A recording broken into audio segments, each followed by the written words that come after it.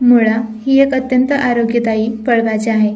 यात पाण्याचे प्रमाण जास्त असते आणि कॅलरी खूप कमी असतात. मुळ्यामध्ये व्हिटॅमिन सी, फायबर, लोह आणि पोटॅशियम मुबलक प्रमाणात असते, जे पचनक्रिया सुधारण्यासाठी आणि रोगप्रतिकार शक्ती वाढवण्यासाठी उत्तम मानले जाते. मुळ्याचे सायंटिफिक नेम रॅफॅनस सॅटिव्हस, तर इंग्लिश नेम रॅडिश आणि संस्कृतमध्ये त्याला मूलक असे म्हटले जाते. चरक संहितेत मुळ्याला अधम कंद असे म्हटले असून त्याचे औषधी उपयोग सांगितले आहेत. मुळ्याच्या शेंगेला डिंगरी असे म्हणतात. या शेंगांचीही भाजी आणि रायते बनवले जाते. आयुर्वेदानुसार मुळ्याच्या शरीरासाठी अनेक फायदे आहेत. पचनशक्ती सुधारते, मुळा भूक वाढवतो आणि पोटातील गॅसेस कमी करण्यास मदत करतो.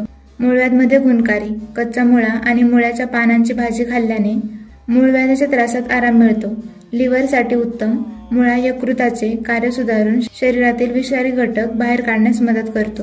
लघवीचे विकार, मुळ्याच्या पानांचा रस प्यायल्याने लघवी साफ होते.